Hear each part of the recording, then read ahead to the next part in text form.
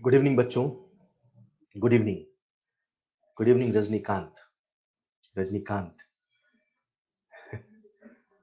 कुशल कुमार। चलिए, कैसे आप सभी? मुझे उम्मीद है आप सब होमवर्क कर रहे होंगे प्रॉपर।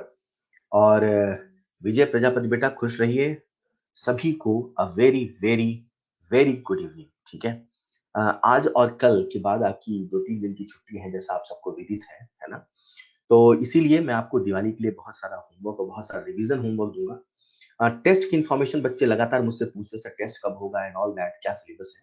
तो जो टेस्ट की इन्फॉर्मेशन है वो सब कुछ आपके आज ऐप पे आ गया है ना? आपका जो एडीसी ऐप है उसमें सारा जो नोटिस बोर्ड है उसमें सारी इन्फॉर्मेशन आ चुकी है, राइट? चलिए शुरू करते हैं हमारी आज की क्लास। जब तक बाकी बच्चे ऑनलाइन आ रहे हैं, सबसे पहले आपको मैं होमवर्क दे देता हूँ। यार मुझे ऐसा लग रहा है कि कुछ प्रॉब्लम आ रही है नेटवर्क की। क्या आप सबको स्क्रीन क्लियर दिख रहा है? क्या आप सबको स्क्रीन क्लियर दिख रहा है? क्या आप सबको स्क्रीन क्लियर दिख रहा है? मेरी आवाज क्लियर आ रही है? ऑलराइट। हाँ जी, नहीं क्योंकि ये मुझे स्क्रीन यहाँ नहीं दिख रहा है इसलिए मैं पूछ रहा हूँ।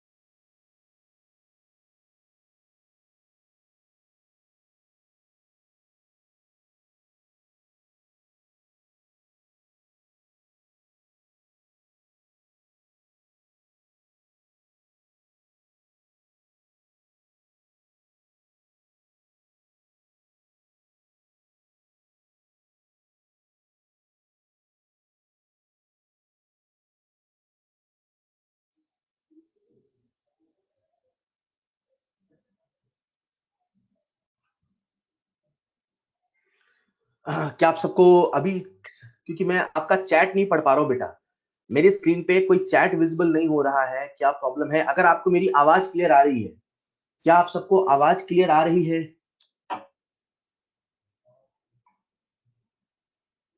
Video audio okay.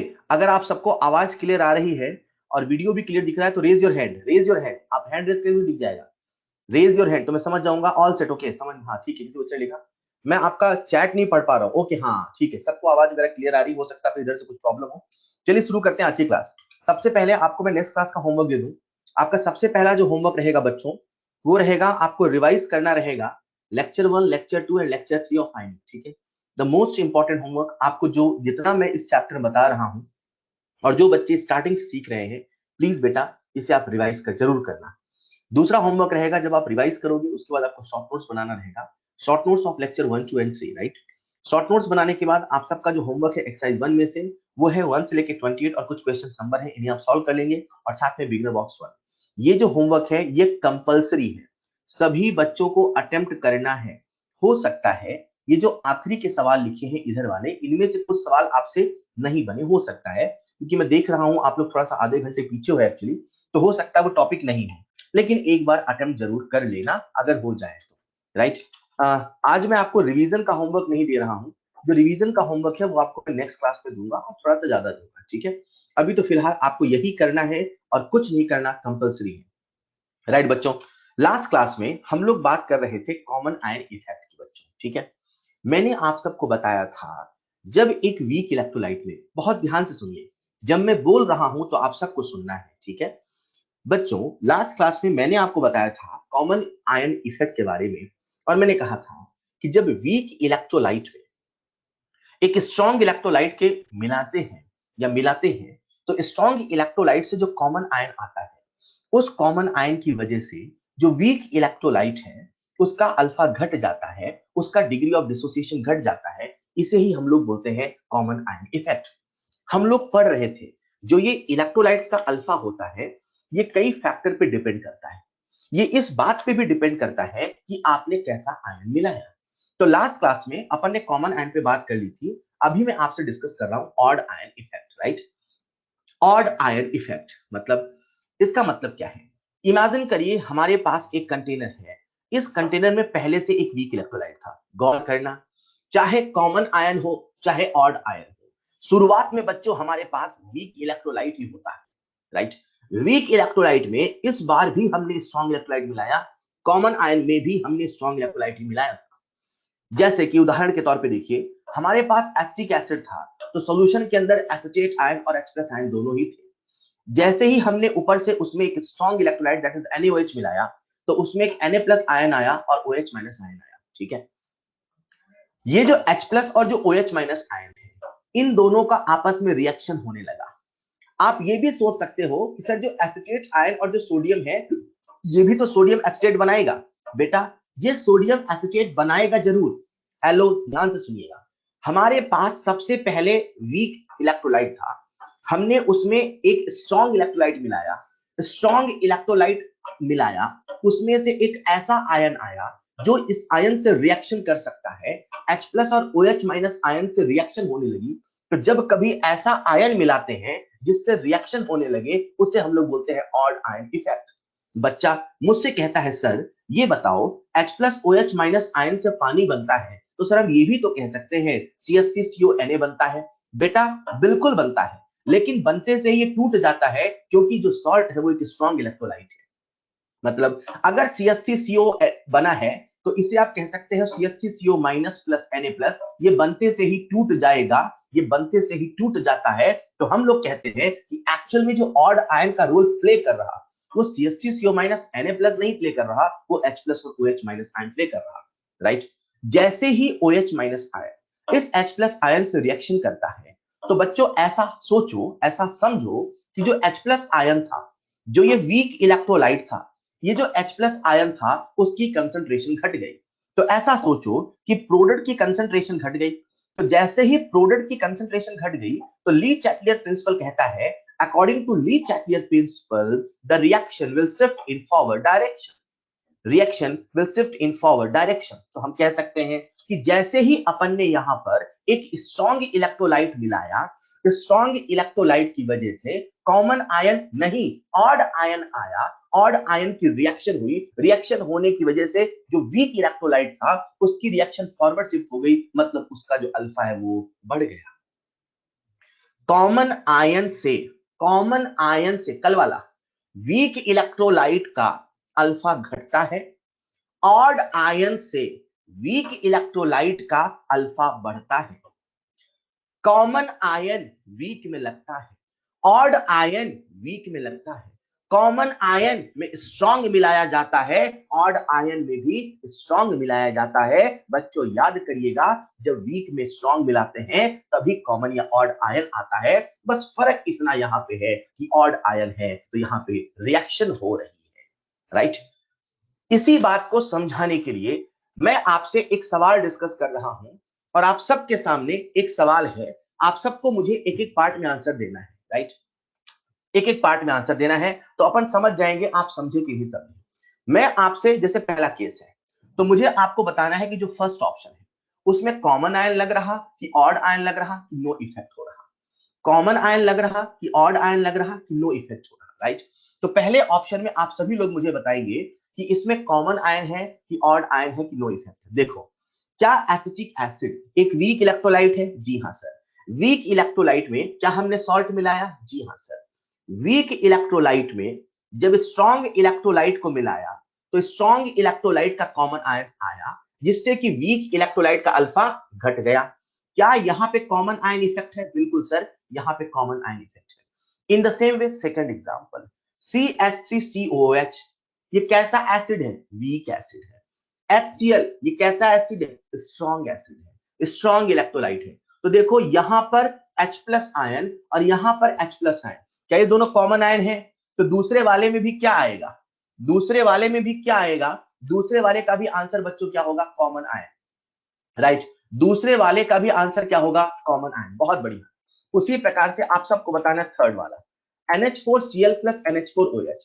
मैं बता दूं, जो NH4OH है वो एक वीक बेस है, राइट। और जो NH4Cl है वो सॉल्ट है, मतलब वो स्ट्रॉन्ग इलेक्ट्रोलाइट है। वीक इलेक्ट्रोलाइट में हमने स्ट्रॉन्ग इलेक्ट्रोलाइट को मिलाया, वीक इलेक्ट्रोलाइट में हमने स्ट्रॉन्ग इलेक्ट्रोलाइट को मिलाया। हेलो, हम लोग वीक में स्ट्रॉन्ग को मिला रहे हैं। तो बच्चा मुझसे कहता है सर पहले तो स्ट्रॉन्ग लिखा है। अरे यार, पहले लिखने से पहले मिलाना नहीं होता, कंटेनर के अंदर तो दोनों साथ साथ आएंगे ना।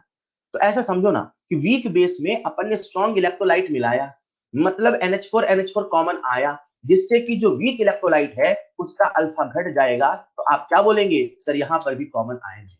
चौथे वाले में NaOH plus H2SO4। Next, NaOH plus H2SO4, NaOH plus H2SO4 देखेंगे इसमें क्या होगा। क्या बात है, आप सब बहुत अच्छे बच्चे हैं। ये भी स्ट्रॉन्ग इलेक्ट्रोलाइट है, ये भी स्ट्रॉन्ग इलेक्ट्रोलाइट है। अगर दोनों ही स्ट्रॉन्ग इलेक्ट्रोलाइट हैं तो भैया स्ट्रॉन्ग इलेक्ट्रोलाइट के लिए ना तो कॉमन आयन है ना तो ऑड आयन है, hence answer will be no effect. उसी प्रकार से नेक्स्ट केस बच्चों आपके सामने है NH4OH प्लस HCl।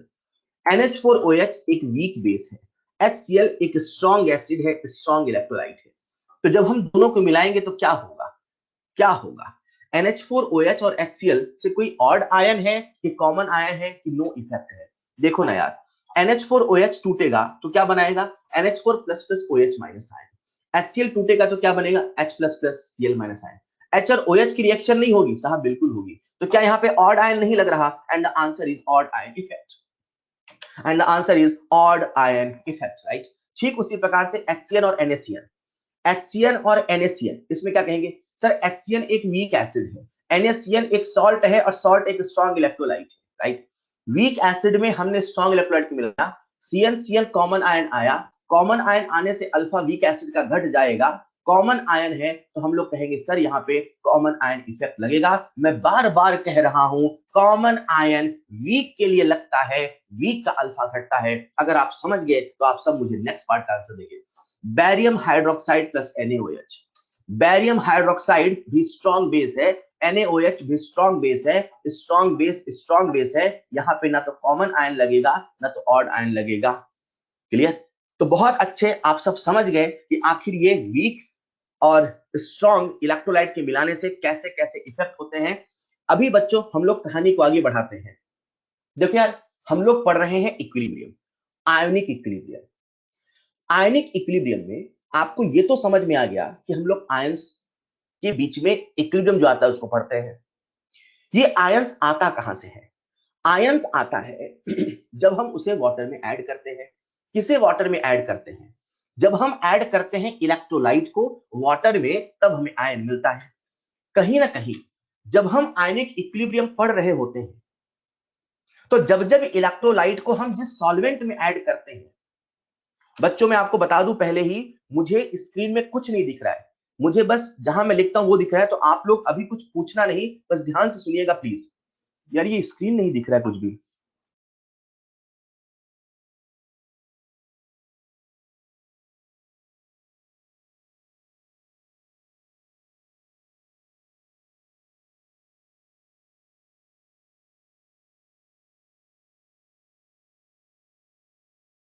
हाँ। तो मैं कह रहा था कि मुझे स्क्रीन नहीं दिख रही है, तो प्लीज आप लोग अभी कोई डाउट मत पूछना, सुनना ध्यान से। हो सकता है कुछ नेटवर्क प्रॉब्लम इधर से, लिसन केयरफुली प्लीज, ध्यान से सुनना, बहुत ध्यान से। तो मैंने कहा, जब हम लोग आयनिक इक्विलिब्रियम पढ़ते हैं तो हम लोग क्या करते हैं बेसिकली, कि जो आयंस हैं उनके इक्विलिब्रियम को स्टडी करते हैं। तो सर आयंस आते कहां से हैं, आयंस तब आते हैं बच्चों जब हम इलेक्ट्रोलाइट को पानी मिलाते हैं। अब जैसे हमने इलेक्ट्रोलाइट को पानी में मिलाया तो कहीं ना कहीं हमें सबसे पहले वाटर को समझना होगा कि सर वाटर क्या रोल प्ले करता है इक्विलिब्रियम में। क्योंकि जब तक आप वाटर को नहीं समझोगे तब तक आप आयन के बीच में आए इक्विलिब्रियम को नहीं समझोगे। तो the first thing we have to understand is equilibrium between ions. एक मिनट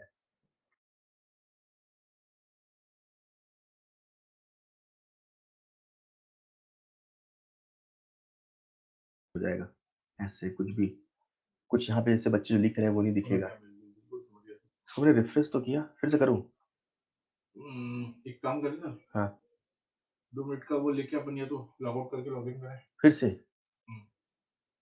एक बार रिफ्रेश करके देख लो सर।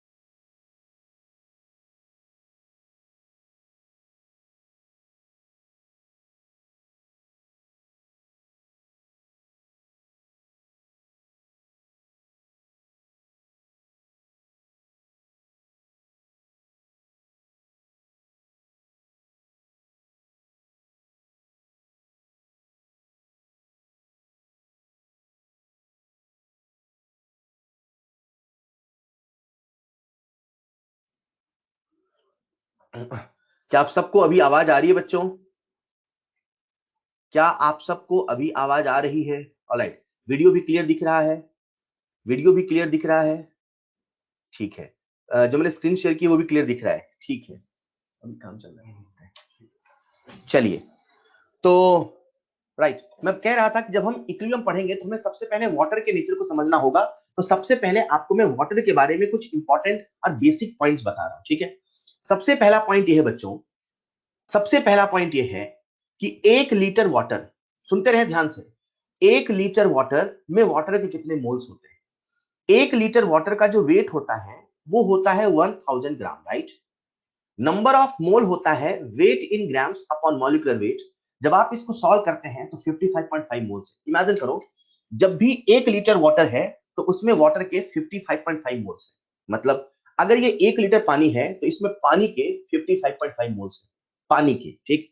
तो अगर पानी के 55.5 मोल्स हैं तो अपन पानी का कंसंट्रेशन निकाल सकते हैं, मोलर कंसंट्रेशन निकाल सकते हैं। और आप सभी जानते हैं जो मोलैरिटी होता है बच्चों, मोलैरिटी का मतलब होता है N/V। कितने मोल्स है पानी के? 55.5।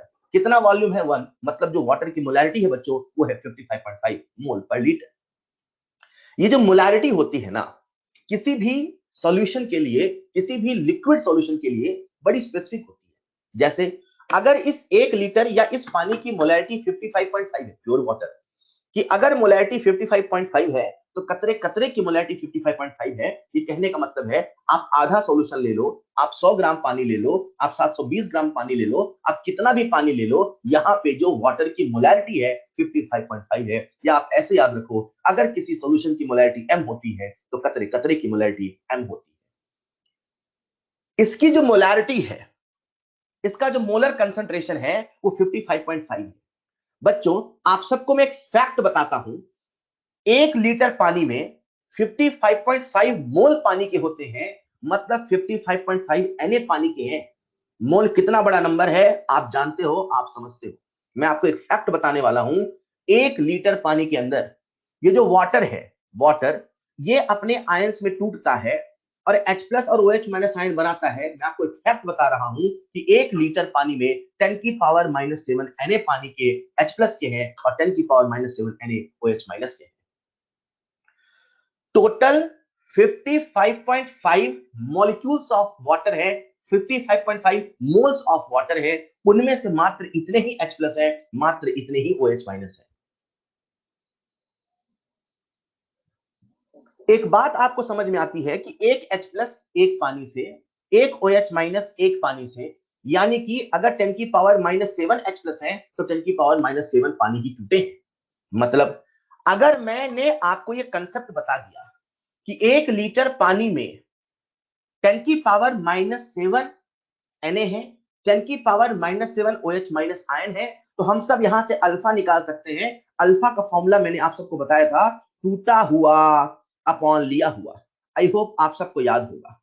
तो जैसे मैं लिखता हूं अल्फा बराबर टूटा हुआ अपॉन लिया हुआ, तो कितना टूटा? 10 की पावर -7 Na। कितना लिया 55.5। जब आप इसको सॉल्व करते हैं बच्चों तो अल्फा की वैल्यू आती है 1.8 इंटू 10 की पावर माइनस 9। 1.8 इंटू 10 की पावर माइनस 9 ये अल्फा है वाटर का। बच्चों ये छोटा नहीं, बहुत छोटा है। हम कहते हैं कि वीक इलेक्ट्रोलाइट का जो अल्फा होता है 1 से बहुत छोटा होता है। आप इसको देख के समझ जाएंगे 10 की पावर 9 है मतलब 0.1 2 3 4 5 6 7 8 1 9, यार बहुत छोटा है। ये मतलब होता है वीक इलेक्ट्रोलाइट का जिसका अल्फा बहुत छोटा है, और जो पानी है उसका अल्फा तो कुछ ज्यादा ही छोटा है बच्चों। इसीलिए आपको ध्यान रखना है कि जो वाटर है वो एक वीक इलेक्ट्रोलाइट है। वीक इलेक्ट्रोलाइट है पानी, और जिस दिन मैंने कहा उस दिन एक बात तो पक्की हो गई यार, पानी वीक इलेक्ट्रोलाइट है मतलब पक्का पानी में इक्विलिब्रियम आएगा। इक्विलिब्रियम बच्चों वीक इलेक्ट्रोलाइट के जीवन में ही आता है, स्ट्रॉन्ग के जीवन में इक्विलिब्रियम नहीं आता है। ये जो बोतल में पानी भरा है इसमें इक्विलिब्रियम है, सब कुछ थमा थमा सा है। अगर इसका टेम्परेचर 25 डिग्री सेल्सियस है, कितना है 25 डिग्री सेल्सियस है, तो इसमें जितने H प्लस आयन है उतने ही OH माइनस आयन है। मजे की बात है वो 10 की पावर माइनस 7 है। मतलब मैंने कहा कि जो H प्लस आयन का नंबर है वो 10 की पावर माइनस 7 मोल है। तो भैया कितना कंसंट्रेशन है? अरे कंसंट्रेशन तो N/V होता है, मतलब 10 की पावर माइनस 7 अपॉन 1 बोले तो 10 की पावर माइनस 7 मोल पर लीटर है। क्या बात है। ये जो पानी आपके सामने दिख रहा है इसमें H प्लस आयन और OH माइनस आयन की कंसंट्रेशन है 10 की पावर माइनस 7 और दोनों इक्वल है। मतलब जितने H प्लस आयन हैं उतने ही OH माइनस आयन है, जितने पॉजिटिव चार्ज हैं उतने ही निगेटिव चार्ज हैं। ना तो निगेटिव चार्ज ज्यादा है ना तो निगेटिव चार्ज कम है, ना तो पॉजिटिव चार्ज ज्यादा है बच्चों। इसीलिए कहा जाता है कि वाटर 25 डिग्री सेल्सियस पर concentration of H plus concentration of OH minus बराबर है, इसीलिए कहा जाता है वाटर न्यूट्रल है। न्यूट्रल की आज से एक डेफिनेशन होगी और हमेशा वही रहेगी, जब जब कंसंट्रेशन चार्ज का पॉजिटिव का नेगेटिव का इक्वल होगा तभी न्यूट्रल होगा। When the concentration of H positive becomes equal to the concentration of OH minus तभी वो न्यूट्रल होगा। एक बच्चा बड़े ध्यान से सुन रहा था, उसने कहा यार आज हमें पता चला कि जो वाटर है वो एक वीक इलेक्ट्रोलाइट है, वाटर का जो अल्फा है वो बहुत बहुत बहुत छोटा है। तो उसने कहा सर वाटर में इक्विलिब्रियम तो आता है। मैंने कहा आता है। सर जब इक्विलिब्रियम आएगा तो इक्विलिब्रियम कांस्टेंट भी तो लिखा जाएगा। मैंने कहा बिल्कुल लिखा जाएगा। तो चलो ऐसा करते हैं, हम लोग वाटर का इक्विलिब्रियम कांस्टेंट का एक्सप्रेशन लिख लेते हैं। वाटर का आयोनाइजेशन हो रहा है तो हम लोग वाटर का आयोनाइजेशन कांस्टेंट का एक्सप्रेशन लिख रहे हैं। वाटर का डिसोसिएशन हुआ, H plus OH minus ion बना, क्योंकि ये वीक इलेक्ट्रोलाइट है। एक समय ऐसा आएगा जब इसके जीवन में इक्विलिब्रियम आएगा, जब इक्विलिब्रियम आएगा तभी इक्विलिब्रियम कांस्टेंट का एक्सप्रेशन लिखा जाएगा। ये है H2O एक्वस, ये है H प्लस एक्वस, ये है OH माइनस आयन एक्वस। जब हम इसका K का एक्सप्रेशन लिखते हैं बच्चों तो कैसे लिखेंगे? Concentration of H plus into concentration of OH minus upon concentration of H2। सभी वैल्यूज को हम पुट करते हैं तो जो वाटर का इक्विलिब्रियम कांस्टेंट आता है, जो कि फिलहाल आयोनाइजेशन कांस्टेंट है बच्चों, उसकी वैल्यू इतनी है। वैल्यू याद नहीं करनी, बस हम बता रहे हैं कितनी छोटी वैल्यू है। देखो 10 की पावर माइनस 16 के ऑर्डर का है। मतलब जो कुछ देर पहले मैंने आपको प्रूफ कराया था या बताया था कि वाटर का अल्फा बहुत छोटा होता है, वो इस केस से भी जस्टिफाई होता है। जब कभी किसी का के बहुत कम होता है तो इसका मतलब होता है कि उसकी जो रिएक्टेंट है उसकी स्टेबिलिटी बहुत ज्यादा है। रिएक्टेंट की स्टेबिलिटी बहुत ज्यादा है यानी कि वो टूटना नहीं चाहता है। ये हम के को भी देख के समझ जाते हैं। जब हम आयनिक इक्विलिब्रियम पढ़ रहे होते हैं तो वाटर क्योंकि एक वीक इलेक्ट्रोलाइट है उसके जीवन में इक्विलिब्रियम आता है। इक्विलिब्रियम पे इक्विलिब्रियम कांस्टेंट लिखा जाता है, हमने लिख लिया। लेकिन जब हम आयनिक इक्विलिब्रियम पढ़ रहे होते हैं तो हम यहाँ पे एक नया कंसेप्ट, एक नया टर्म बनाते हैं, दैट इज आयनिक प्रोडक्ट। क्यों हम इस चैप्टर के लिए बनाते हैं, क्यों हम इसका एक नया कंसेप्ट लेके आते हैं, अभी आपको समझ में आएगा। सबसे पहले समझो कि वाटर का आयनिक प्रोडक्ट है क्या। नाम से ही इसका मतलब पता चल रहा, आयंस का प्रोडक्ट। वाटर में जो आयन है उनकी कंसंट्रेशन का प्रोडक्ट। तो वाटर में कौन कौन से आयन है? सर एक H प्लस है, एक OH माइनस आयन है। तो जब हम इसका आयोनाइजेशन कांस्टेंट का एक्सप्रेशन लिखते हैं तो कैसे लिखते हैं, concentration of H plus into concentration of OH minus upon concentration of H2। मैं आयनाइजेशन कांस्टेंट नहीं लिख रहा हूं, मैं आयनिक प्रोडक्ट का एक्सप्रेशन लिख रहा हूं, केवल आयन का प्रोडक्ट चाहिए। ये जो H2 है उसको इधर लेके आओ, तभी तो केवल आयन का प्रोडक्ट मिलेगा। तो जैसे ही H2 की कंसंट्रेशन इधर लेके आते हो, concentration of H plus into concentration of OH minus बराबर K into concentration of H2। H plus की कंसंट्रेशन अभी कुछ देर पहले आपको बताई थी 10 की power -7 at 25 degree Celsius into 10 की पावर -7 एट 25 डिग्री सेल्सियस। ये जो K इंटू H2 है बच्चों, हम लोग इसे ही बोलते हैं KW। क्या बोलते हैं, KW। और जो KW की वैल्यू आती है 25 डिग्री सेल्सियस पे, वो वैल्यू आती है 10 की पावर -14। सर ये KW है क्या, आयनिक प्रोडक्ट है। हाँ सर वो तो समझ में आया कि आयन का प्रोडक्ट है। जब 25 डिग्री सेल्सियस होता है, वाटर का आयनिक प्रोडक्ट 10 की पावर -14 होता है, और ये कांस्टेंट होता है क्योंकि यही इक्विलिब्रियम कांस्टेंट है, और जो इक्विलिब्रियम कांस्टेंट होता है वो केवल टेम्परेचर के बदलने से बदलता है। ये जो KW है, ये जो आयनिक प्रोडक्ट ऑफ वाटर है, वो 25 डिग्री सेल्सियस पे कांस्टेंट है। वो KW का मतलब होता है concentration of H plus into concentration of OH minus. इन दोनों का जो प्रोडक्ट है वो कांस्टेंट है, और 25 डिग्री सेल्सियस पे 10 की पावर -14 है। एक बच्चा समझ रहा था, सुन रहा था, उसके मन में सवाल आया, सर यार इमेजिन करो ये 1 लीटर पानी है। मैंने कहा ठीक है। इमेजिन करो 25 डिग्री सेल्सियस है। मैंने कहा ठीक है। सर इमेजिन करते हैं इसमें हम कुछ एसिड मिला देते हैं। जैसे ही इसमें हम कुछ एसिड मिलाएंगे सर, तो H प्लस तो ज्यादा आएगा। मैंने कहा बेटा H प्लस ज्यादा आना है आ जाए, बेस मिला दो OH माइनस आना है आ जाए, लेकिन एक बात याद रखना, H प्लस आयन ज्यादा होने से OH माइनस आयन कम हो जाएगा, और एक ऐसे ज्यादा होगा एक ऐसे कम होगा कि दोनों का जो प्रोडक्ट है 10 की पावर -14 होगा, क्योंकि KW नहीं बदलेगा। बच्चे ने कहा सर फील नहीं आया। उसे मैंने इक्विलिब्रियम का एक सवाल याद दिलाया। बच्चे मैंने आपको इक्विलिब्रियम में एक सवाल कराया था, ए solid is in equilibrium with 2B + 3C। अगर आपको याद आया, सवाल कहता था C की कंसंट्रेशन को दुगना कर दिया, तो बताओ B की कंसंट्रेशन कितनी होगी। आंसर आया था 1/2√2 टाइम्स ऑफ B। बच्चे C की कंसंट्रेशन को दुगना करने से B की कंसंट्रेशन बदल रही थी। एक को बढ़ाया तो दूसरा घट रहा था, पर ऐसे बढ़ ऐसे घट रहा था कि इसका जो इक्विलिब्रियम कांस्टेंट है वो बदल नहीं रहा था। मतलब आपको इस चीज को समझना होगा कि जो वाटर है वो एक वीक इलेक्ट्रोलाइट है, उसके जीवन में इक्विलिब्रियम आता है, इक्विलिब्रियम कांस्टेंट लिखा जाता है। हमने इस चैप्टर के लिए एक नया टर्म बनाया KW, उसकी वैल्यू कांस्टेंट है 25 डिग्री सेल्सियस पर। 25 डिग्री सेल्सियस पर 25 डिग्री सेल्सियस पर उसकी वैल्यू कांस्टेंट है, चाहे एसिड मिलाओ चाहे बेस मिलाओ चाहे जो मिलाना है वो मिलाओ, आयंस का प्रोडक्ट तो भैया 10 की पावर -14 ही रहेगा। आयंस का प्रोडक्ट तो भैया 10 की पावर -14 ही रहेगा 25 डिग्री सेल्सियस पर।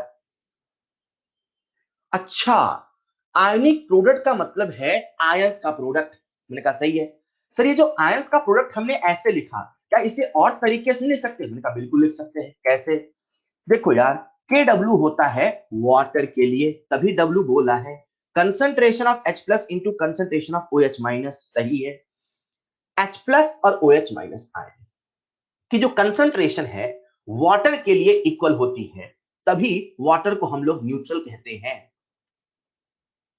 न्यूट्रलिटी की डेफिनेशन है concentration of H plus when becomes equal to concentration of OH minus. समझो ना यार, जब दोनों का कंसंट्रेशन इक्वल होगा तभी तो ना पॉजिटिव होगा ना निगेटिव होगा, तभी तो न्यूट्रल। न्यूट्रल है क्या, ना पॉजिटिव है ना निगेटिव है। जब दोनों इक्वल होंगे तभी तो नहीं है। अगर H प्लस ज्यादा तो पॉजिटिव है, माइनस आयन ज्यादा तो निगेटिव है। तो what is the meaning of neutral, ना H प्लस ज्यादा ना OH माइनस ज्यादा, मतलब दोनों इक्वल। अगर वाटर है, लिसन केयरफुली, अगर वाटर है तो वाटर के लिए H प्लस बराबर OH माइनस आयन है, इसीलिए KW को हम ऐसा भी लिख सकते हैं। तो बच्चे ने मुझसे डाउट पूछा, सर मान लीजिए वाटर नहीं है, मैंने कहा बेटा वाटर नहीं है तो concentration of H plus into concentration of OH minus तो हमेशा सत्य है, लेकिन अगर वाटर नहीं है तो कोई जरूरी नहीं कि H plus ion OH minus ion equal है, लेकिन ये जरूरी नहीं है कि H प्लस और OH माइनस आयन इक्वल है, लेकिन ये जरूरी है कि दोनों का प्रोडक्ट 10 की पावर -14 है। आयन की कंसंट्रेशन सॉल्यूशन में इक्वल हो कोई जरूरी नहीं है, पर आयन का प्रोडक्ट Kw के बराबर होगा 25 डिग्री सेल्सियस पे जरूरी है। के नहीं बदलेगा, के नहीं बदलेगा। तो हम के एक्सप्रेशन को, Kw के एक्सप्रेशन को कई तरीके से लिख सकते हैं। जब हम वाटर की बात करते हैं तो वाटर के लिए हम H प्लस के फॉर्म में लिख सकते हैं, OH माइनस के फॉर्म में लिख सकते हैं, जहां H प्लस वहां H3O लिख सकते हैं, जहां H प्लस वहां H2O लिख सकते हैं, तो H3O का स्क्वायर भी लिख सकते हैं। Kw का एक्सप्रेशन लिख के हम जो सबसे इंपॉर्टेंट कंसेप्ट पे बात करते हैं वो है पीएच और पीओएच पे रिलेशन निकाल पाते हैं। What is p? Minus log of H plus और minus log of OH minus ion पे हम रिलेशन निकाल पाते हैं with the help of this Kw। और वो कैसे निकाला बच्चों सुनिएगा। Kw का जो एक्सप्रेशन आएगा वो concentration of H plus into concentration of OH minus आएगा, बिल्कुल आएगा। आपने क्या किया, लेफ्ट हैंड साइड में भी लॉग लिया, राइट हैंड साइड में भी लॉग लिया, तो माइनस लॉग Kw बराबर minus log H plus minus log OH minus. बच्चों आप सभी जानते हैं जो माइनस लॉग है मैंने कहा वही P है, मतलब माइनस लॉग Kw तो PKw, minus log H plus तो PH, माइनस लॉग OH तो POH। बच्चों आज हमारे सामने PH और POH का रिलेशन आ चुका है, PKw बराबर PH प्लस POH। अगर 25 डिग्री सेल्सियस है तो जो Kw इसकी वैल्यू 10 को -14 है, तो जो PKw होगा बच्चों वो 14 होगा कि नहीं होगा? अगर 25 डिग्री सेल्सियस है तो ये हमारा एक्सप्रेशन बदल के होगा 14 बराबर pH plus POH। Listen carefully, ये जो दूसरा एक्सप्रेशन है जो एक्वस सॉल्यूशन के लिए है, ये तभी वैलिड है जब टेम्परेचर 25 डिग्री सेल्सियस है।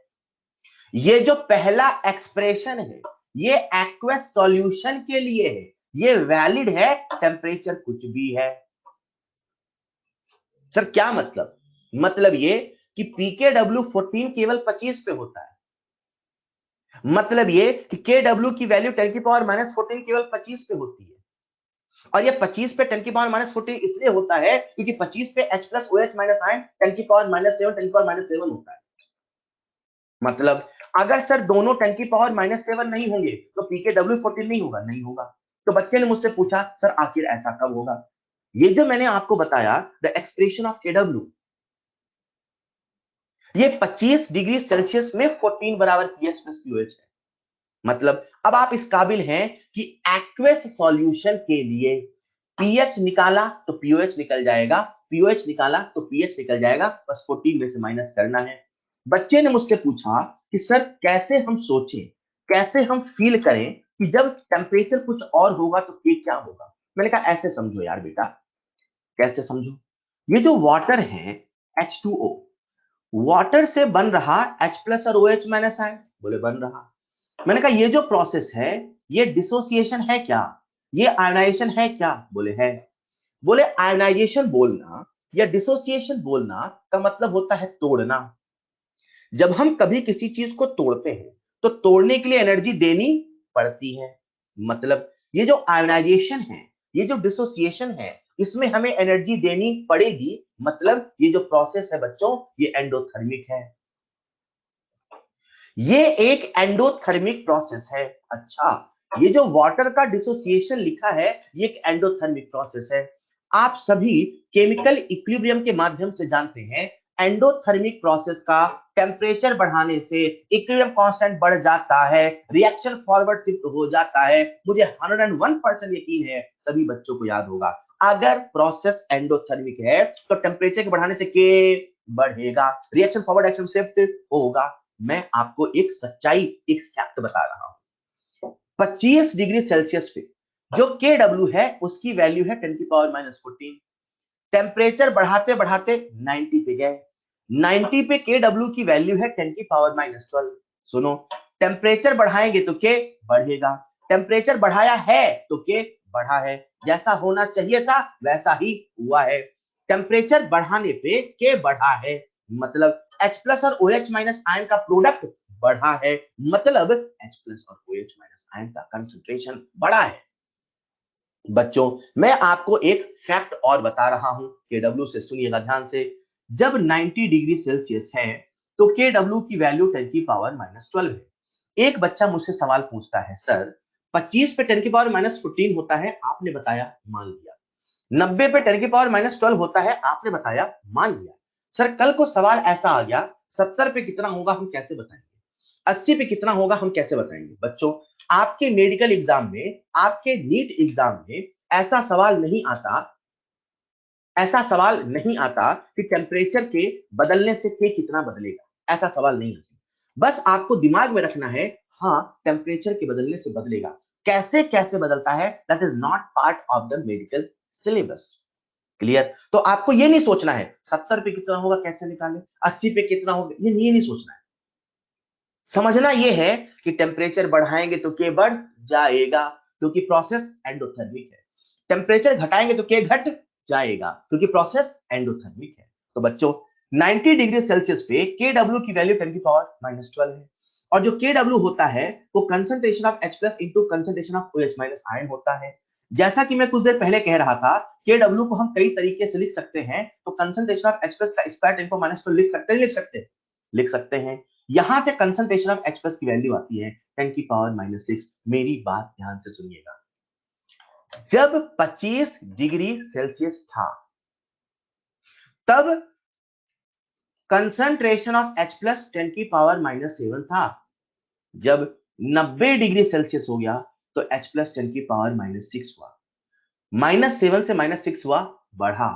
टेम्परेचर कितना बढ़ा, H प्लस कितना कम बढ़ा, मतलब पानी टूटने का नाम ही नहीं लेता। हद वीक इलेक्ट्रोलाइट है यार, वीक नहीं है, हद वीक इलेक्ट्रोलाइट है।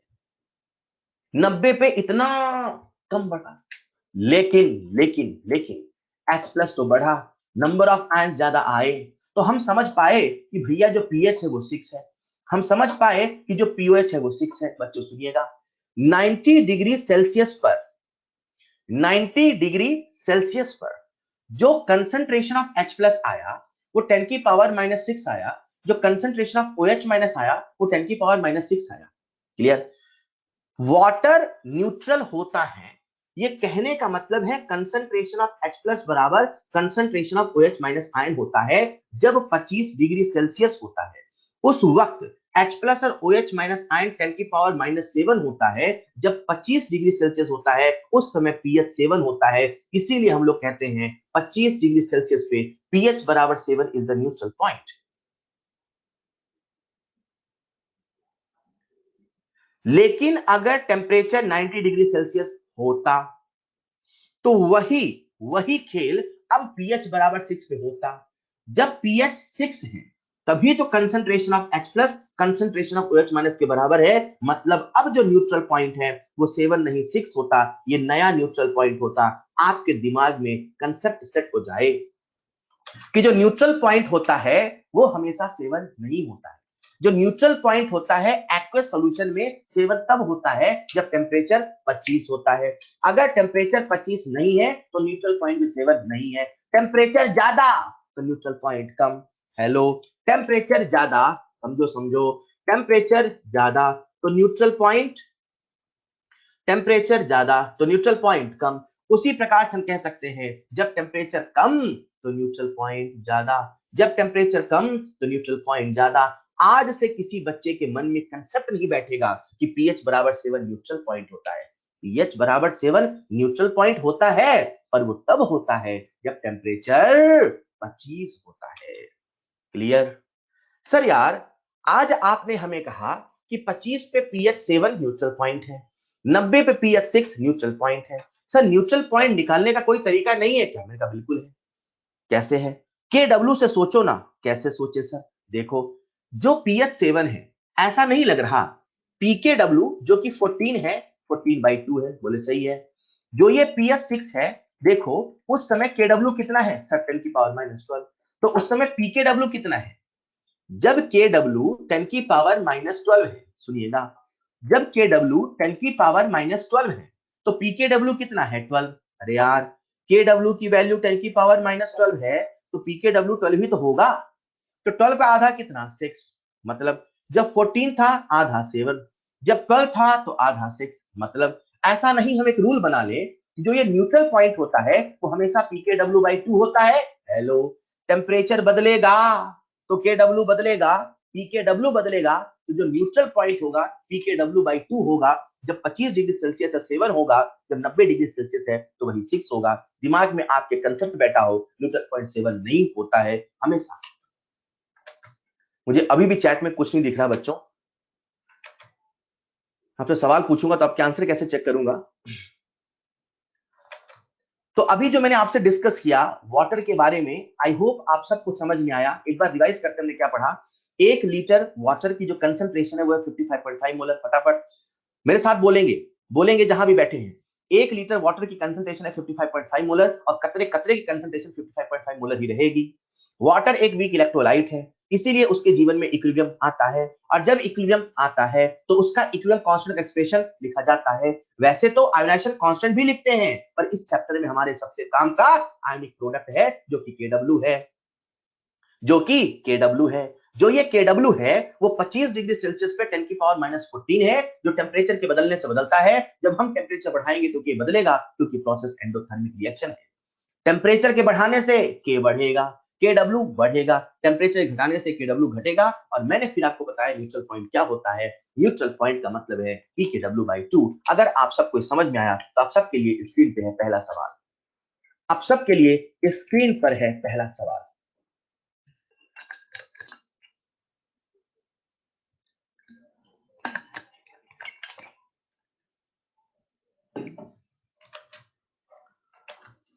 सवाल में PKW दे रखा है 13.64। बच्चा तुरंत समझ जाता है यार PKW 14 नहीं है, मतलब टेम्परेचर 25 नहीं है।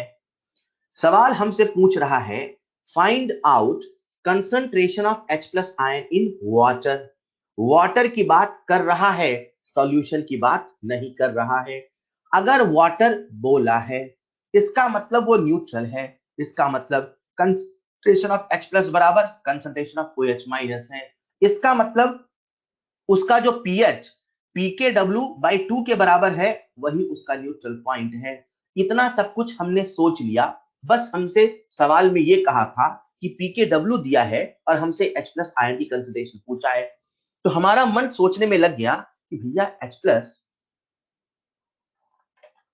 हमारा मन सोचने में ये लग गया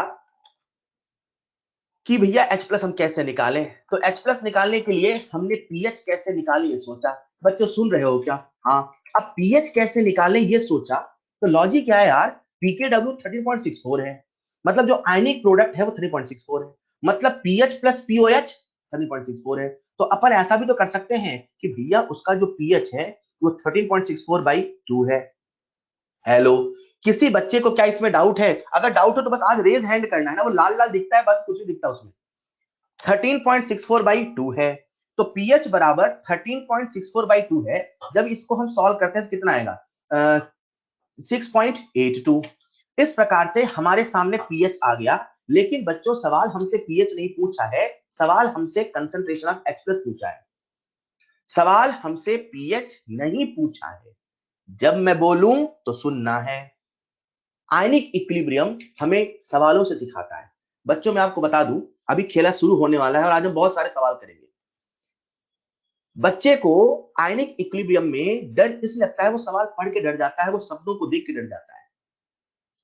सवाल आप अटेम्प्ट करें, मैं एक एक सवाल में बहुत सारी थ्योरी, बहुत सारी बातें भी बताते चलूंगा, लेकिन जब मैं बोलूं आपको सुनना है, ये दिमाग में क्लियर रहे। मैं बोलूं सुनना है, मैं बोल रहा हूं, आप सवाल सॉल्व करोगे तो मजा नहीं आएगा, चाहे वो सवाल आपसे बना चाहे नहीं बना। बन गया बहुत अच्छी बात है, तब भी सुनो, नहीं बना तो सुनो, ताकि अगले सवाल का सही जवाब देने की कोशिश कर सको। क्लियर? तो हम सवालों से सीख रहे हैं और न्यूमेरिकल एक आदत है बच्चों, सुनिएगा। पीएच दे रखा है, सॉरी PKW दे रखा है 13.64। तो बच्चों मैंने आपसे कहा जो pKw होता है वो pH प्लस POH होता है। सवाल वाटर का है, मतलब न्यूट्रल है। न्यूट्रल है तो पानी का pH बराबर POH होगा कि नहीं होगा? होगा। तो pH बराबर POH होगा, तो हमने कहा इसे ऐसा भी तो लिख सकते हैं pKw बराबर 2pH। तो यहां से बच्चों अपने पास pH आ गया pKw by 2, तो pH की वैल्यू आ गई 6.82। लेकिन सवाल हमसे pH नहीं, हमसे कंसंट्रेशन ऑफ H+ पूछा है। अरे तो उसमें कौन सी बड़ी बात है सर, कंसंट्रेशन ऑफ H+ कितना होगा? 10 की पावर माइनस 6.82। लेकिन यहां इसे नहीं छोड़ना होता है, इसे आगे सिंप्लीफाई करना होता है। 10 की पावर माइनस को सॉल्व करने का मैंने आपको एक ट्रिक बताया था।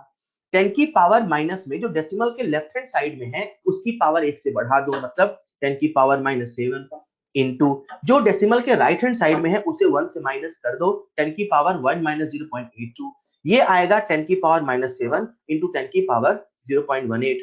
अब ये सोचो 0.18 किसका लॉग है? सवाल में दे रखा है लॉग 1.6 की वैल्यू है 0.18। हमारे एग्जाम में ऐसा ही सवाल आता है। एग्जाम आपको लॉग टेबल प्रोवाइड नहीं करता, तो आपको लॉग अप्रोक्सीमेशन करना होता है, राइट? तो यहां पे दे रखा है 1.6 का लॉग है 0.18, और मैं कह रहा हूं सोचो 0.18 किसका लॉग है? याद है एंटी लॉग में बताया था। तो 0.18 किसका लॉग है? सब 1.6 का। तो क्या हो जाएगा? 1.6 into 10 की power minus 7। This is the concentration of H+। This is the concentration of H+। अगर आप सब सीख गए तो अगला सवाल आप सबके सामने स्क्रीन पर है। आप सबके सामने अगला सवाल स्क्रीन पर है। अभी जो सवाल है 2-3 वो थ्योरेटिकल सवाल है, ठीक है? तो उसमें ऑप्शन बोलना है बेटा, जो सही बोले तो ठीक है, जो नहीं सही बोले तो मेरे साथ सीखेगा। बस रूल बना के चलना, जब मैं बोलूं तो सुनना है। सवाल कह रहा है pH is equal to 6, then possible nature of aqueous solution at 25 degree Celsius. बच्चों ये हमारे इस चैप्टर का कन्वेंशन है। बहुत सारे बच्चों से तुरंत बन जाता है, जिनसे नहीं बना वो सुनिएगा। बच्चों हमारे इस चैप्टर का कन्वेंशन है, या बोलो बाय डिफॉल्ट कन्वेंशन है क्या? हम लोग जाने अनजाने में एक्वस सॉल्यूशन लेके चल रहे हैं। अगर कभी किसी सवाल में नहीं बोले सॉल्यूशन, तो मान लेना पानी का ही सॉल्यूशन है। पानी नहीं, पानी का सॉल्यूशन है। जब पानी में कुछ मिलाओगे तब सॉल्यूशन बनता है। और दूसरा कन्वेंशन ये है, अगर किसी सवाल में टेम्परेचर नहीं बोलता है तो जाने अनजाने में हम 25 डिग्री सेल्सियस लेके चल रहे हैं। ये हमारा कन्वेंशन है एज पर एनसीईआरटी। उसे स्पेसिफाई करना होगा जब चीजों को बदलना होगा। स्पेसिफाई नहीं करेगा तो आप इसी कंडीशन को लेके चलेंगे। Is this clear? सवाल हमसे कह रहा pH 6 है और 25 डिग्री सेल्सियस की बात कर रहा, तो बेटा अगर 25 डिग्री सेल्सियस है तो पक्की बात है कि 25 डिग्री सेल्सियस का जो न्यूट्रल पॉइंट होता है, 25 डिग्री सेल्सियस का जो न्यूट्रल पॉइंट होता है, जो न्यूट्रल pH होता है वो 7 है।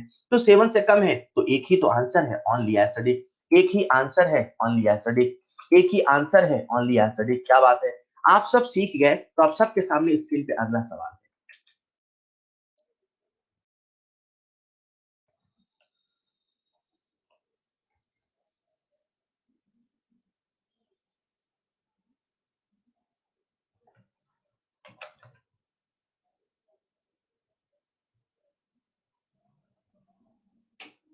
आज मैं नहीं बता पाऊंगा सबसे पहले किस बच्चे ने आंसर दिया।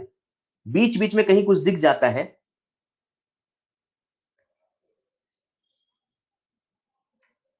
चलिए, मुझे उम्मीद है बहुत सारे बच्चों ने अटेम्प्ट कर लिया होगा। जिन्होंने अटेम्प्ट नहीं किया वो प्लीज मेरे साथ सीखना, प्लीज सीखना, ध्यान से सुनना। कंसंट्रेशन ऑफ H+ हमें कह रहा है 10 की पावर माइनस 8 मोलर से ज्यादा है। मतलब अपन लिमिटिंग कंडीशन से शुरू करते हैं। 10 की पावर माइनस 8 से ज्यादा है, तो सबसे पहली कंडीशन है जब 10 की पावर माइनस 8 से जस्ट ज्यादा है, मतलब जस्ट 10 की पावर माइनस 8, या तो 10 की पावर माइनस 8 होगा, या तो 10 की पावर माइनस 7 होगा, या तो 10 की पावर माइनस 6 होगा। जो भी होगा H+ इससे बड़ा होगा, ऐसा सवाल कह रहा है। मैंने मन ही मन सोचा यार, अगर H+ 10 की पावर माइनस 8 मोलर है तो स्वाभाविक सी बात है जो pH है वो 8 है। अगर H+ 10 की पावर माइनस 7 है तो स्वाभाविक सी बात है जो पीएच है वो 7 है। अगर H प्लस 10 की पावर -6 है तो जो पीएच है वो 6 है। मतलब अगर H प्लस की कंसंट्रेशन 10 की पावर -8 से ज्यादा है तो पक्की बात है कि जो पीएच है वो 8 से कम है। अब पीएच 8 से कम है तो सॉल्यूशन एसिडिक है कि बेसिक है कि न्यूट्रल है कि कुछ भी है। तो सबसे पहले समझना पड़ेगा कि भैया किस टेम्परेचर की बात कर रहा है। सवाल में टेम्परेचर स्पेसिफाइड नहीं बोला है और किसी ऑप्शन में ऑलवेज जैसे शब्दों को नहीं इस्तेमाल किया है। जब ऑलवेज जैसे वर्ड्स इस्तेमाल होते हैं तो हमें हर केस सोचना होता। मतलब अगर बोला होता एसिडिक ऑलवेज तो मैं सोचता हर टेम्परेचर के बारे में। अगर बोलता बेसिक ऑलवेज तो मैं सोचता हर टेम्परेचर के बारे में। लेकिन इस सवाल में ऑलवेज जैसे ऑप्शन की बात नहीं कर रहा, किसी एक कंडीशन की बात कर रहा। तो हम अपने से ही कन्वेंशन के हिसाब से 25 डिग्री सेल्सियस मान लेते हैं।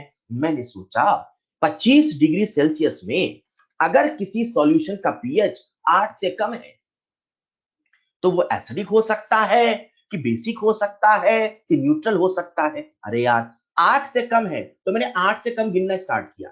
8 से कम 7.8, यार 7 से ज्यादा है तो बेसिक है। हाँ बेसिक हो सकता है। मैंने 8 से कम बोला, 8 से कम 6 एसिडिक हो सकता है, 8 से कम 7 अरे न्यूट्रल हो सकता है। We are talking about possibility. क्या क्या हो सकता है? अरे साहब अगर वो 8 से कम है तो एसिडिक हो सकता है, बेसिक हो सकता है, न्यूट्रल हो सकता है, मतलब कुछ भी हो सकता है।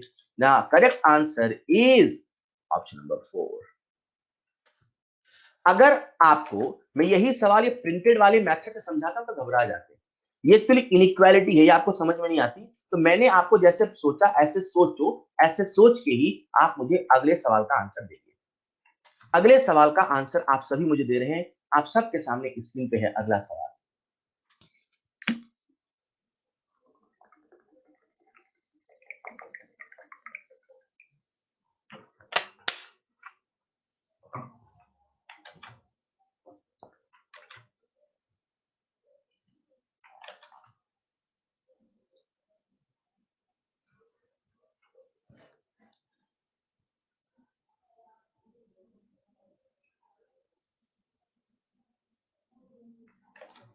चलिए मुझे उम्मीद है आप सबने सवाल कर लिया होगा।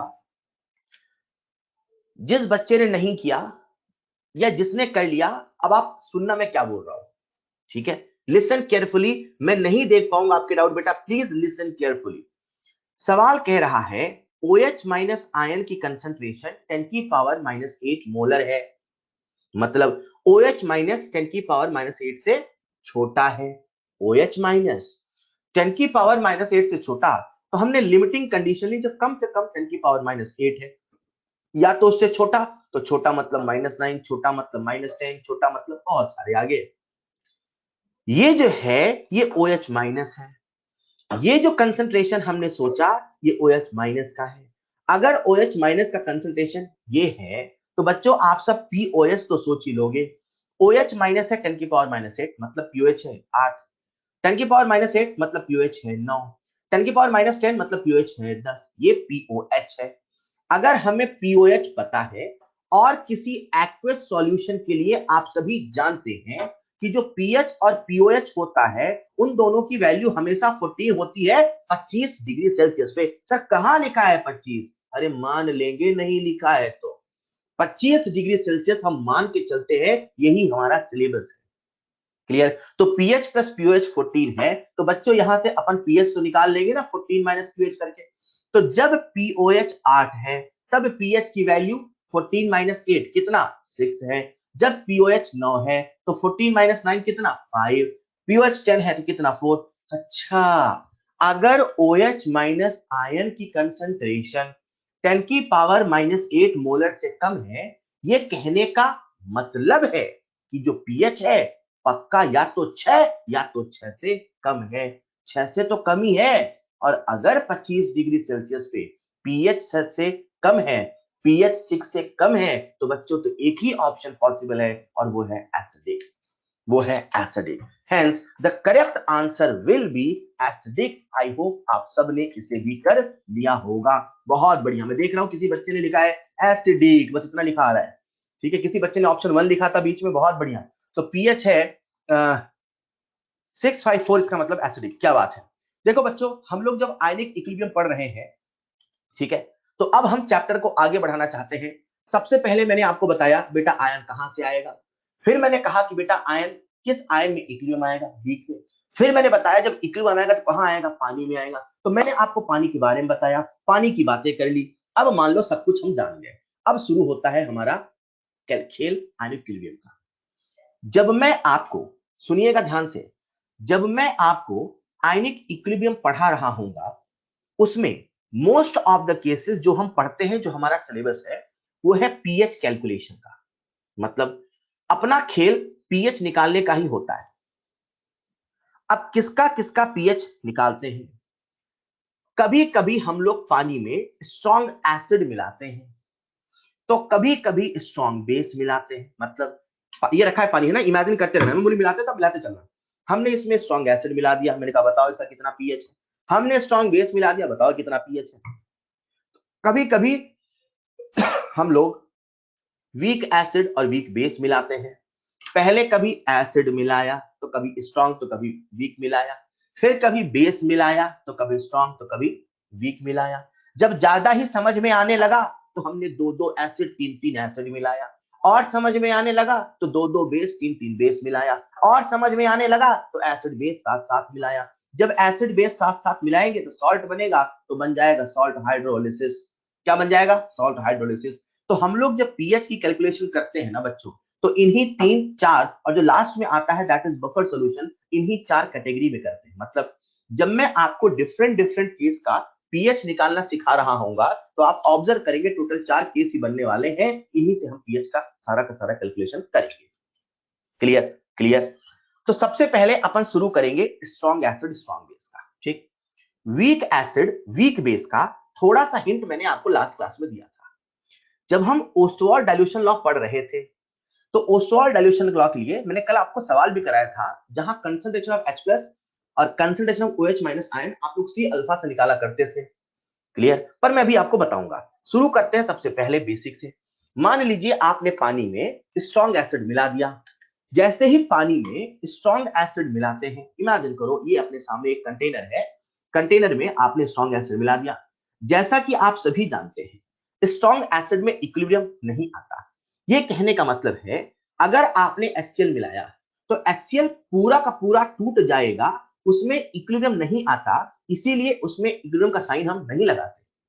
मतलब अगर एक मोल लोगे तो एक मोल H प्लस आएगा, एक मोल Cl माइनस आएगा। हमें तो पीएच निकालना है, तो हमें H प्लस से मतलब है, Cl माइनस से मतलब नहीं है। ठीक उसी प्रकार से अगर हम NaOH मिलाएंगे तो 10 मोल मिलाओगे तो बच्चे 10 मोल Na प्लस आएगा, 10 मोल OH माइनस आएगा, क्योंकि स्ट्रॉन्ग इलेक्ट्रोलाइट का जो अल्फा होता है वो 1 होता है। क्लियर? तो जितना आप स्ट्रॉन्ग इलेक्ट्रोलाइट का या स्ट्रॉन्ग एसिड स्ट्रॉन्ग बेस का कंसंट्रेशन इस्तेमाल करते हैं, उतने ही कंसंट्रेशन के बराबर H प्लस अगर एसिड है तो, OH माइनस आयन अगर बेस है तो आता है। जब हम स्ट्रॉन्ग एसिड और स्ट्रॉन्ग बेस का पीएच का कैलकुलेशन कर रहे होंगे, तो हमारी ये कोशिश होगी कुछ भी करके H प्लस आयन की कंसंट्रेशन पता करने की, और जो ये H प्लस आयन या OH माइनस आयन की कंसंट्रेशन होती है वो स्ट्रॉन्ग एसिड और स्ट्रॉन्ग बेस के बराबर ही होती है। लेकिन जब मैं आपसे इस टॉपिक में कंसंट्रेशन बोलूं तो समझ जाना मैं यहां पे नॉर्मेलिटी बोल रहा हूं, मैं यहां पे मोलैरिटी नहीं बोल रहा हूं। मतलब मैंने कहा कंसंट्रेशन एसिड की 2 मोल मिलाई, बताओ कितना पीएच है। तो आप जब इक्विलिब्रियम पढ़ा करते थे, इक्विलिब्रियम में कंसंट्रेशन को आप मोलैरिटी ही लिया करते थे।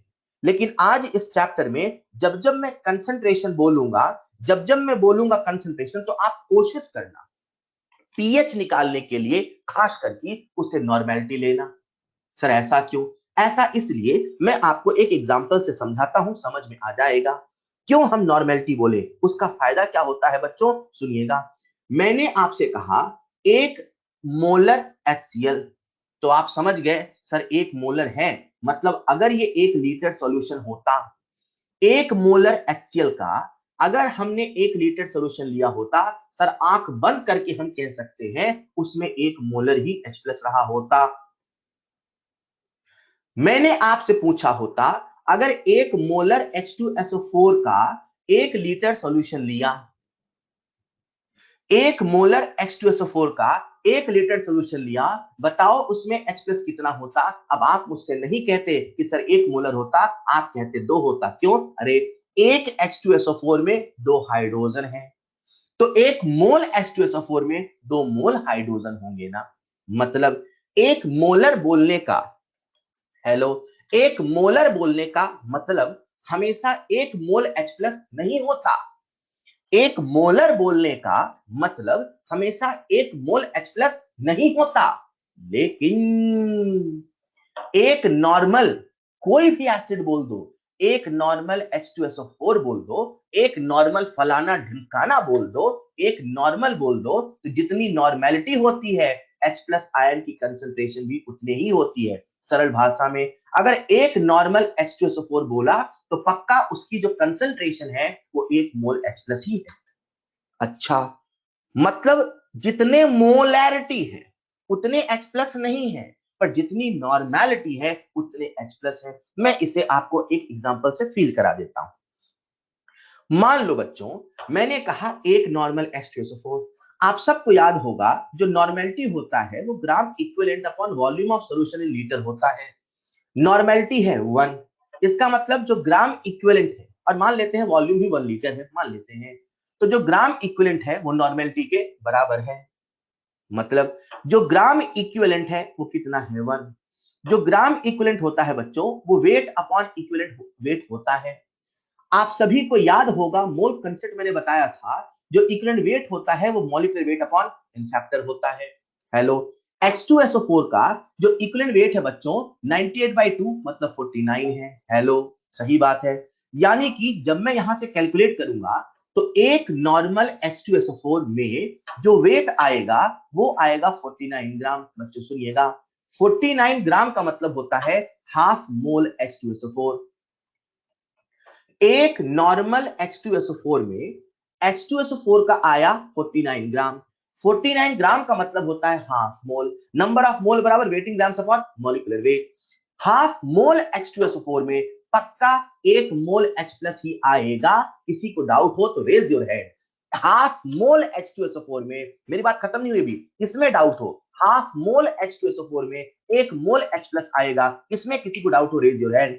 हाफ मोल H2O में हाफ मोल, अरे यार कैसे कर रहे हो शिवम, दिव्यांशु, अंकित, हाफ मोल में कितने H2SO4 आएंगे यार, क्या कर रहे हो। H2SO4 के एक मॉलिक्यूल में 2 H+ है कि नहीं है, तो लल्ला हाफ में कितने होंगे बताओ बताओ, हाफ में एक ही तो होंगे, तो हाफ मोल में एक ही मोल तो होंगे यार।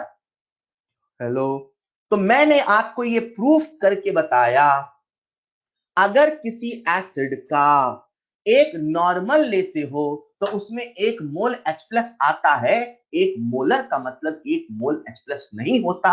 इसीलिए जब हम ये टॉपिक पढ़ रहे होंगे तो हम मान के चल रहे होंगे, जब जब कंसंट्रेशन बोलेगा नॉर्मेलिटी बोलेगा। एक बच्चा कहता है सर इतना सब क्यों समझाया, मैंने तो पहले ही मान लिया था, आपने कहा नॉर्मेलिटी मानना है, मैंने मान लिया सर, मैंने क्या क्यों कैसे पूछा ही नहीं, मान लिया। ऑलराइट, तो कंसंट्रेशन को अपने को नॉर्मलिटी मान के चलना है, उससे आसान होगा। क्यों? क्योंकि आपको समझना है जितने नॉर्मल उतने ही H+, जितने नॉर्मल उतने ही OH-। अगर एसिड है तो उतने ही H+, अगर बेस है तो उतने ही OH-। मैंने कहा एक नॉर्मल फलाना एसिड 1 मोल H+, एक नॉर्मल ढिमकाना बेस 1 मोल OH-। क्लियर? जितने नॉर्मल उतने ही H+ उतने ही OH- आयन। ऑलराइट, तो जब हम लोग पीएच की कैलकुलेशन करते हैं तो सबसे पहला केस होता है हमारे सामने pH of strong acid strong base. तो मैंने कहा उसमें जो H+ की कंसंट्रेशन है वो एसिड की कंसंट्रेशन के बराबर है, और जैसा मैं आपसे कह रहा था कंसंट्रेशन मतलब यहाँ पे नॉर्मेलिटी है। राइट, नेक्स्ट मैं आपसे डिस्कस कर रहा हूं बच्चों pH of weak acid weak base. ये मैंने आपको कल ही समझा दिया था कि जो वीक एसिड वीक बेस होता है उसमें H+ की कंसंट्रेशन C अल्फा, और आप सबको मैंने एक फॉर्मूला भी याद कराया था मुझे याद है आप लोगों ने होमवर्क किया होगा और आप सभी को फॉर्मूला याद होगा, H plus equal to under root of K into C और concentration of OH minus equal to under root of KB into C. क्या आप सबको याद है? Raise your hand. क्या आप सबको फॉर्मूला याद है? Raise your hand. तो वीक एसिड के केस आपसे कल बातें हो गई थी। स्ट्रॉन्ग एसिड में मैंने आपसे कहा कि बेटा जब हम स्ट्रॉन्ग एसिड का केस लेंगे तो आपको याद रखना है कि H प्लस और OH माइनस आयन कंसंट्रेशन के बराबर होगा। ठीक है, जब जब हम पीएच के सवाल कर रहे होंगे तो हमारे सामने स्ट्रॉन्ग एसिड होगा, स्ट्रॉन्ग एसिड का कुछ मोलर हमने मिलाया होगा, लेट्स से मैंने कहा 10 की पावर -2 मोलर, तो आप उसे नॉर्मेलिटी में कन्वर्ट कर लोगे, नॉर्मेलिटी बराबर मोलैरिटी इनटू ए फैक्टर की मदद से। ठीक है, फिर कभी हम बोलेंगे 10 की पावर -3, फिर कभी बोलेंगे 10 की पावर -4। जब कभी बच्चों मिलाए गए स्ट्रॉन्ग एसिड या स्ट्रॉन्ग बेस, जब कभी मिलाए गए स्ट्रॉन्ग एसिड और स्ट्रॉन्ग बेस का सॉल्यूशन बहुत डाइल्यूट होगा, वेरी डाइल्यूट होगा। सर वेरी डाइल्यूट कहने का मतलब क्या है? जब कंसंट्रेशन 10 की पावर -6 से कम होगा, -6 से कम होगा। मतलब मान लो ऐसा मैंने आपसे सवाल पूछा, मान लो पानी में 10 की पावर -6 मोलर HCl के मिला दिए, तो बच्चा कहेगा सर इससे जो H प्लस आएगा 10 की पावर -6 आएगा। मैं तब की बात कह रहा हूं। सवाल आपसे कहता है 10 की पावर -3 मोलर HCl मिला दिए, तो इससे जो H प्लस आएगा 10 की पावर -3 आएगा। सर आपने मोलर को नॉर्मल में कन्वर्ट नहीं किया। बेटा ये HCl है, इसका n फैक्टर 1 है, जो मोलर है वही नॉर्मल है। हेलो, अगर कभी वेरी डाइल्यूट का केस आएगा, मतलब कंसंट्रेशन 10 की पावर -6 से कम हो जाएगा, उस केस में अरे अगर कभी स्ट्रॉन्ग एसिड स्ट्रॉन्ग बेस में वेरी डाइल्यूट का केस आएगा, वेरी डाइल्यूट का मतलब है कंसंट्रेशन 10 की पावर -6 से कम हो जाएगा। अगर कंसंट्रेशन 10 की पावर -6 से कम होगा, उस केस में हमें वाटर का H प्लस भी ऐड करना है अगर एसिड है तो, वाटर का OH माइनस भी ऐड करना है अगर बेस है तो। मैंने क्या कहा सुनिएगा ध्यान से।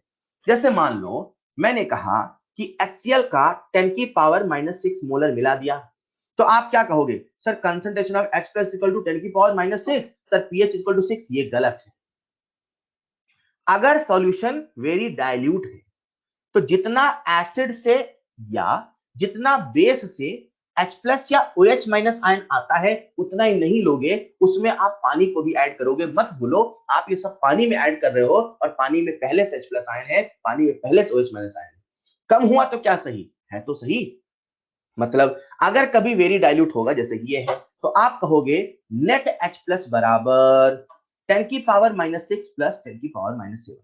सर -6 कहां से आया? हमने मिलाया। -7 कहां से आया? पानी में। सर पानी में होता है, अभी बताया तो पानी का खेल, पानी में भी आयन होता है, बहुत कम होता है पर होता जरूर है।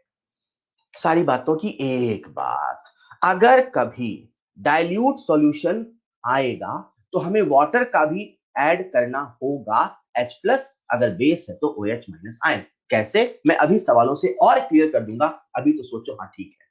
डाइल्यूट नहीं है, 10 की पावर -6 से कम है, तो जितना कंसंट्रेशन है उतना ही H प्लस है, उतना सीधे आंसर आएगा। क्लियर? मैंने कहा बच्चों कभी कभी हम लोग एसिड मिलाएंगे, कभी कभी बेस मिलाएंगे, तो कभी कभी दो दो एसिड मिलाएंगे, तो कभी दो दो बेस मिलाएंगे, मतलब मिक्सिंग ऑफ सॉल्यूशन। आप सबका मुझे ध्यान चाहिए, जब हम मिक्सिंग ऑफ सॉल्यूशन की बात करते हैं, मतलब एसिड को एसिड से मिलाते हैं, एसिड को एसिड से मिला के जो नया सॉल्यूशन बनाते हैं, कोई भी बच्चा मुझे बता देगा सर एसिड को एसिड से मिलाओगे तो एसिडिक ही बनेगा। मतलब ये एसिड है, ये एसिड है, मिला के जो नया सॉल्यूशन आएगा वो एसिड ही आएगा। ठीक उसी प्रकार से अगर हम बेस को बेस से मिला के नया सॉल्यूशन बनाते हैं, बेसिक ही आएगा। जब मिक्सिंग ऑफ सॉल्यूशन होता है और सेम टाइप के सॉल्यूशन का मिक्सिंग होता है, same type of solution, right, जब एसिड को एसिड में मिलाते हैं तो बनने वाला सॉल्यूशन एसिड आता है। यहां पे आप ऐसा सोचो, जब एक सॉल्यूशन को दूसरे सॉल्यूशन से मिलाते हैं तो दोनों की ताकत जुड़ जाती है। क्या बोलोगे बच्चों? दोनों की ताकत जुड़ जाती है, दोनों की ताकत जुड़ जाती है।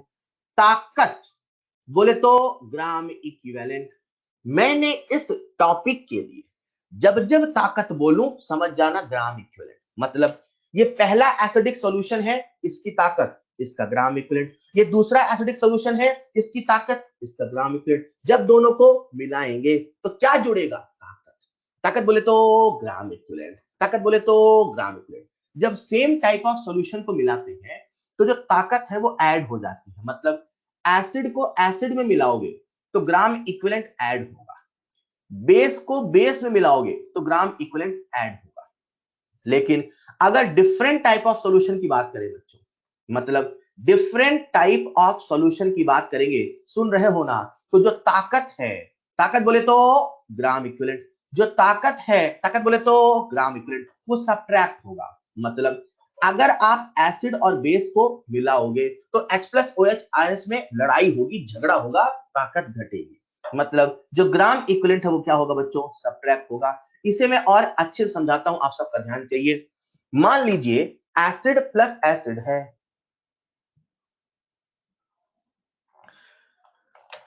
मान लीजिए एसिड प्लस एसिड है, हमने दोनों को मिलाया, एसिडिक सॉल्यूशन बनाया। बच्चों सुन रहे हो ना? मान लीजिए ये भी एसिड है, ये भी एसिड है, दोनों को मिलाया, एसिडिक सॉल्यूशन बनाया। इस एसिड की normality N1, volume V1, normality N2, volume V2, दोनों को मिलाएंगे, नया सॉल्यूशन आया, एसिडिक ही आया, पर नॉर्मेलिटी बदल गई, वॉल्यूम बदल गया। कोई भी बच्चा मुझे बता देगा सर जो वॉल्यूम है वो तो V1 प्लस V2 होगा, होगा, लेकिन मुझे तो बताना है इस सॉल्यूशन की नॉर्मेलिटी कितनी है। सर आप इसकी नॉर्मेलिटी क्यों निकाल रहे हो? क्योंकि जितनी नॉर्मेलिटी होती है उतना ही H प्लस होता है। भैया जब H प्लस आएगा तभी तो पीएच आएगा। अरे हाँ यार, तो नॉर्मेलिटी तो निकालो। अब नॉर्मेलिटी कैसे निकालें? सर ने कहा था एक जैसे सॉल्यूशन को मिलाओगे ताकत जुड़ेगी, तो इसकी ताकत प्लस इसकी ताकत बराबर इसकी ताकत। ये ताकत होती क्या है? अरे नॉर्मेलिटी बराबर ग्राम इक्विवेलेंट अपॉन वॉल्यूम, ताकत का मतलब ग्राम इक्विवेलेंट, तो ग्राम इक्विवेलेंट बोले तो N इंटू V। हेलो, मतलब नॉर्मेलिटी इंटू जो वॉल्यूम है वही ताकत है। तो पहले वाले की ताकत N1, दूसरे वाले की ताकत N2 V2, पहले वाले की ताकत N1 V1, दूसरे वाले की ताकत N2 V2 बराबर नए की ताकत NV। हेलो, सॉल्व करेंगे तो नॉर्मेलिटी आ जाएगी N1 V1 plus N2 V2 upon V1 plus V2। ये क्या है? नॉर्मेलिटी। किसकी? रिजल्टेंट सॉल्यूशन की। इससे क्या निकलेगा? H प्लस आयन का कंसंट्रेशन। मान लो हमने बेस और बेस को मिलाया होता तो सर OH माइनस आयन आ जाता। हमने अगर बेस और बेस को मिलाया होता, बच्चों जग रहे हो क्या? अगर हमने OH और बेस को मिलाया होता तो वहां क्या मिल जाता? सर वहां पे नॉर्मेलिटी से हमें OH माइनस आयन मिल जाता। हेलो, एक बच्चा बड़े ध्यान से सुन रहा था, उसने कहा सर एक जैसे सॉल्यूशन को मिलाते हैं तो ताकत जुड़ती है, डिफरेंट सॉल्यूशन को मिलाते हैं ताकत घटती है, इसका क्या मतलब है? मैंने कहा बेटा बड़ा सिंपल सा मतलब। बोले क्या सर? मान लो ये एसिड है, ठीक है, मान लो ये बेस है, ठीक है। पहले आपसे एक ओरल सवाल पूछता हूं, मान लो ये बड़ी बॉटल एसिड है, मान लो छोटी बॉटल बेस है, एसिड बेस को मिलाएंगे तो बताओ सॉल्यूशन न्यूट्रल बनेगा कि एसिडिक बनेगा कि बेसिक बनेगा? दोनों को मिलाएंगे तो बताओ सॉल्यूशन एसिडिक बनेगा कि बेसिक बनेगा?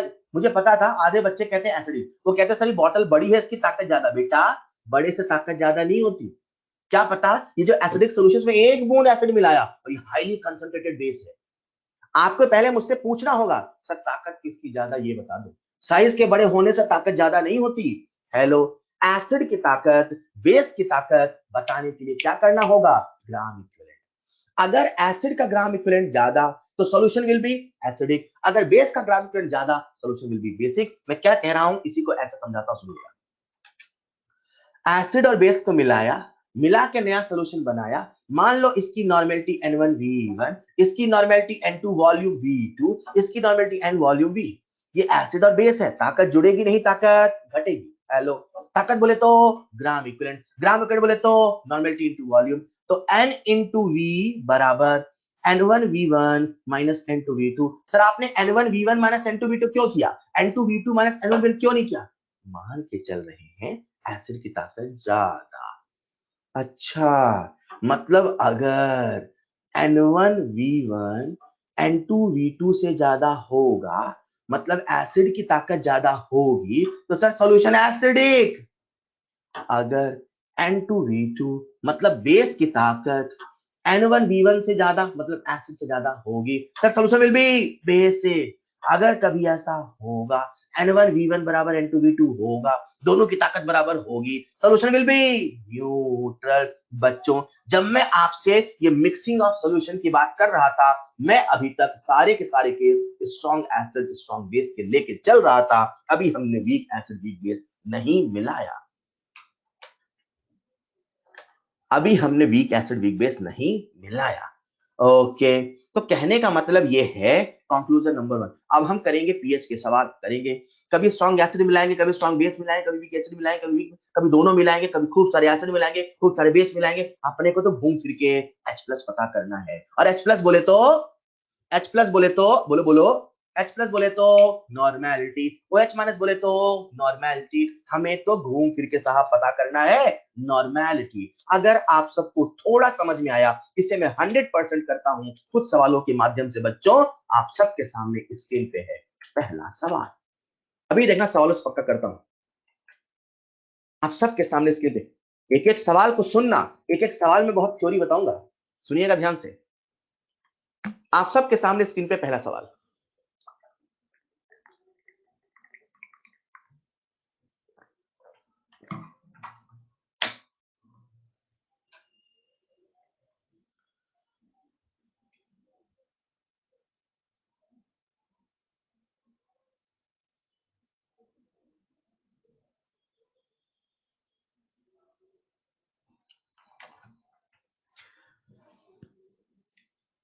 मैं बोल रहा हूं सुनिएगा, टाइम्स अप।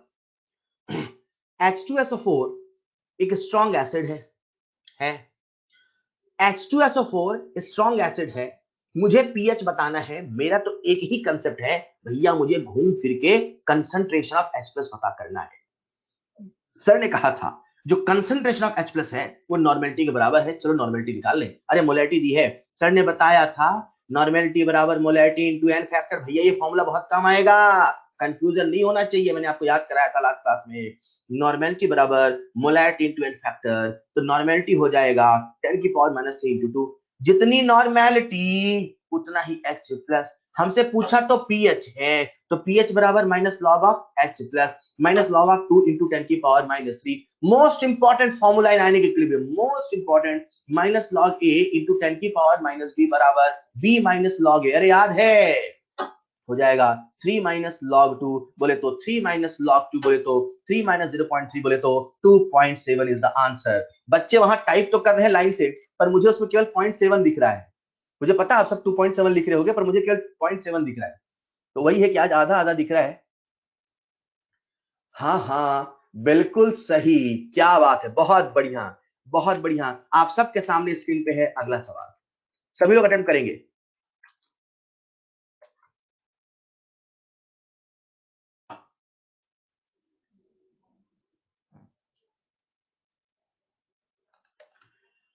बेहद आसान सवाल, इस बार पूरी क्लास का आंसर चाहिए, पूरी क्लास का आंसर चाहिए। बच्चों, फिर से वही सवाल है, मोलैरिटी दे रखी है, बैरियम हाइड्रोक्साइड का सॉल्यूशन है, पीएच पूछा है, गलती मत करना।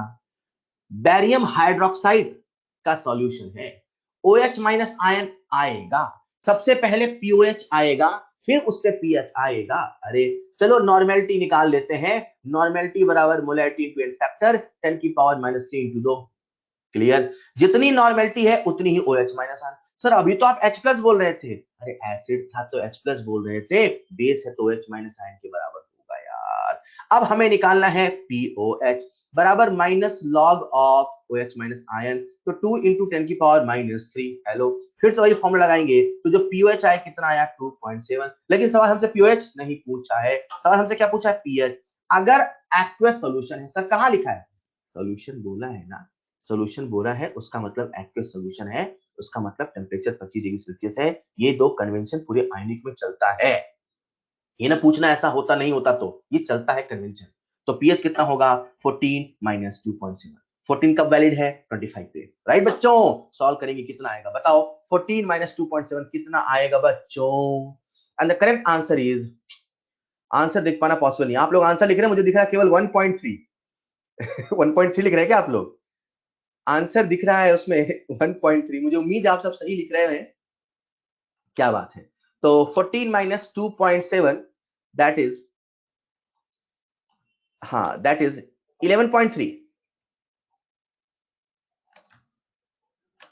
चलिए आप सबके सामने स्क्रीन पे है अगला सवाल, बेहतरीन सवाल, बहुत कुछ बताऊंगा, पहले अटेंड कर लो फिर सुनना ध्यान से। बेहतरीन सवाल।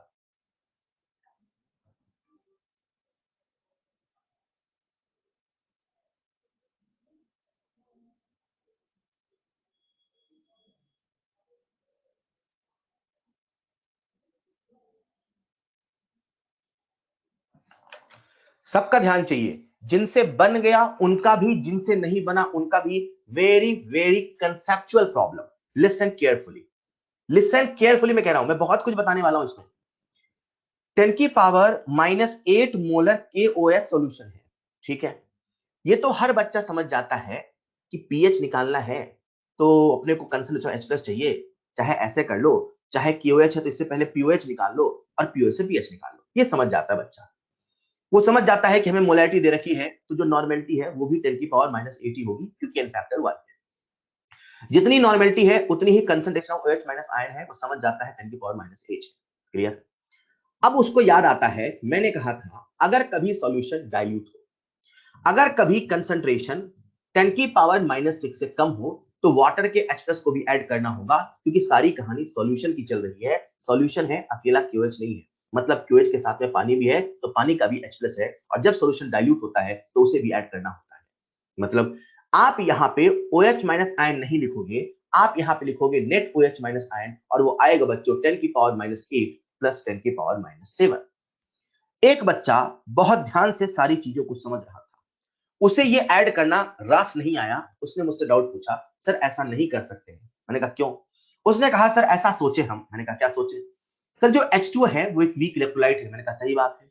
सर जब H2O एक वीक इलेक्ट्रोलाइट है तो उसमें से H+ और OH माइनस आयन आ रहा है। अगर कोई दूसरा आयन नहीं होता, बेशक 10 की पावर -7, 10 की पावर -7 ही होता 25 डिग्री सेल्सियस पर, लेकिन सर इस बार यहां पर पोटेशियम हाइड्रोक्साइड है जो कि एक स्ट्रॉन्ग इलेक्ट्रोलाइट है, और ये बनेगा K++ OH- आयन में। मैंने कहा बात तो सही है। सर ये स्ट्रॉन्ग इलेक्ट्रोलाइट है, और ये जो स्ट्रॉन्ग इलेक्ट्रोलाइट है सर, तो इसमें से जो K+ है और जो OH- आयन है, उन दोनों की कंसंट्रेशन इक्वल आएगी 10 की पावर -8। मैंने कहा बात सही है। सर अगर हम ध्यान से देखें तो ऐसा नहीं लग रहा कि वीक इलेक्ट्रोलाइट में हमने स्ट्रॉन्ग इलेक्ट्रोलाइट को मिलाया, स्ट्रॉन्ग इलेक्ट्रोलाइट के OH- आयन का कॉमन आयन इफेक्ट आया। सर जैसे ही कॉमन आयन इफेक्ट आएगा, आपने हमें बताया था कॉमन आयन इफेक्ट के आने की वजह से जो वीक इलेक्ट्रोलाइट होता है, जो कि फिलहाल यहां पानी है, उसका अल्फा घट जाएगा। सर वीक इलेक्ट्रोलाइट का जब अल्फा घटेगा, रिएक्शन बैकवर्ड शिफ्ट होगा। जब अल्फा नॉर्मल कैटेगरी में होता तब 10 की पावर -7 होता। सर आज अल्फा घट गया, वो 10 की पावर -7 नहीं है। मैंने कहा बात तो तेरी सही है। अरे तो फिर आप कैसे निकाले? सर आपने 10 की पावर -8 प्लस 10 की पावर -7 कर दिया, लेकिन हम कह रहे हैं 10 की पावर -7 नहीं होगा, तो फिर कैसे निकाले? कोई नहीं बेटा, मान लेते हैं वो जो कंसंट्रेशन है वो x है, मान लेते हैं। यहां पे कंसंट्रेशन 10 की पावर -7 नहीं, कुछ तो है ना, x मान ले। जितना OH माइनस है उतना ही H+ है, वो मान ले।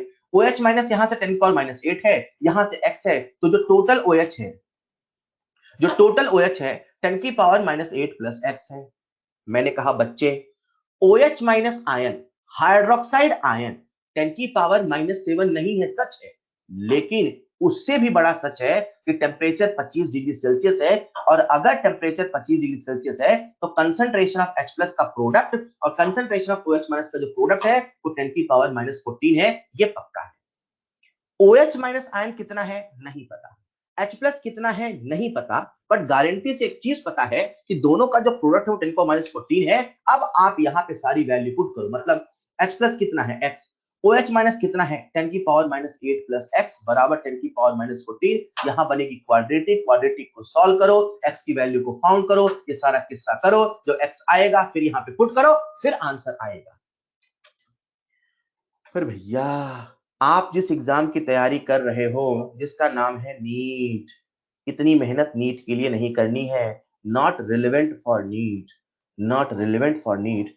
थ्योरी हो, दिमाग में कंसेप्ट हो, अगर थ्योरी का सवाल आए तो पता हो ऐसा भी होता है, अब हम क्या करते हैं वो भी पता हो। ये रियलिटी है जो मैंने किया।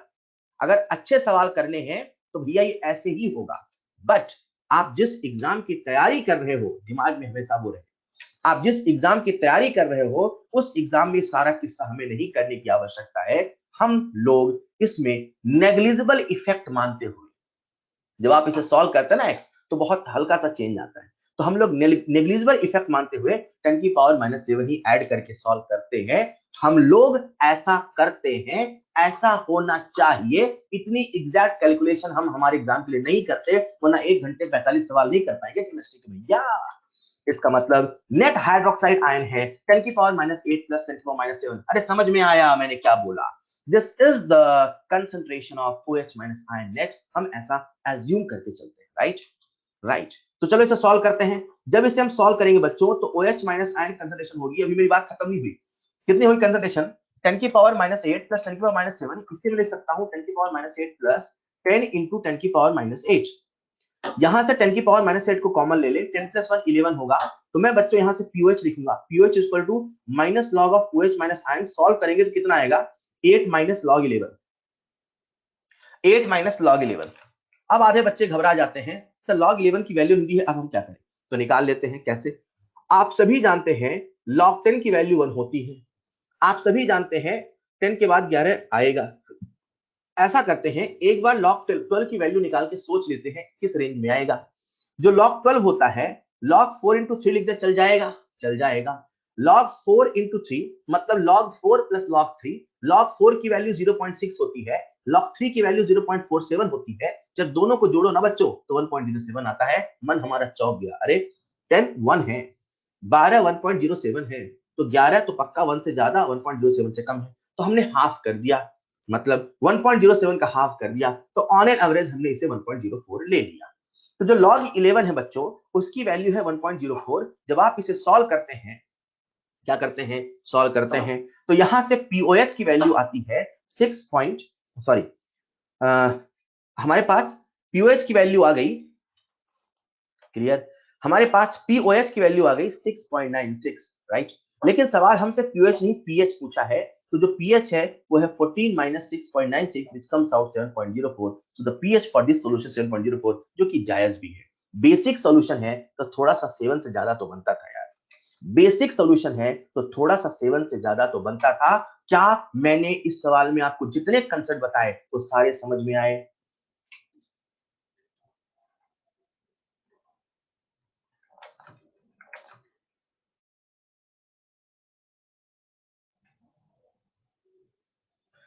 एक्चुअलिटी क्या है, हम क्या कर रहे हैं? थ्योरी के सवाल आए तो आपको क्या सोचना है, ये सारी बातें आपको दिमाग में रखनी है, राइट। लेकिन हम जिस एग्जाम की तैयारी कर रहे हैं उसमें इतने ऐसे सवाल नहीं आते, सिंपल सिंपल अपने करना है। अगर आप सब सीख गए तो आइए आज की क्लास का आखिरी सवाल करते हैं। आप सबके सामने स्क्रीन पे है नेक्स्ट सवाल।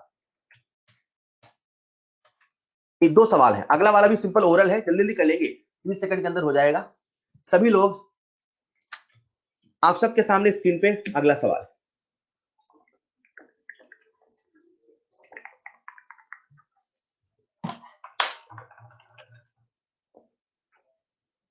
बहुत बढ़िया, सभी बच्चों से बन गया यार, आप सब बहुत अच्छे हैं। 10 की पावर -8 मोलर HCl, नॉर्मेलिटी भी यही है, मोलैरिटी भी यही है, यही कंसंट्रेशन ऑफ H प्लस है। क्योंकि बहुत सोल्यूशन डाइल्यूट है, तो जो net concentration of H plus होगा ना बच्चों, 10 की पावर -8 प्लस 10 की पावर -7 से निकलेगा। अरे ये तो पहले वाला कैलकुलेशन हो गया, बिल्कुल ही पहले वाला कैलकुलेशन है। तो पीएच वैल्यू आ गई 6.96। बहुत अच्छे, द करेक्ट आंसर, और बनता भी है। अरे यार 10 की पावर -8 है, पानी में मिला तो एसिड रहे हो ना, जब पानी में एसिड मिलाओगे तो पीएच 7 से कम तो बनता है ना 25 डिग्री सेल्सियस पे। कुछ नहीं बोला है तो 25 ही मान के चलेंगे, तो पीएच 7 से कम बनता है, 7 से ज्यादा तो सोचने नहीं है। अरे यार एसिड मिला रहे, थोड़ा बहुत तो पीएच घटेगा बच्चे, ठीक है। अगर समझ गए तो अगला सवाल बहुत ट्रिकी है, बहुत मजेदार है, आपका आंसर चाहिए, बस आखिरी सवाल है।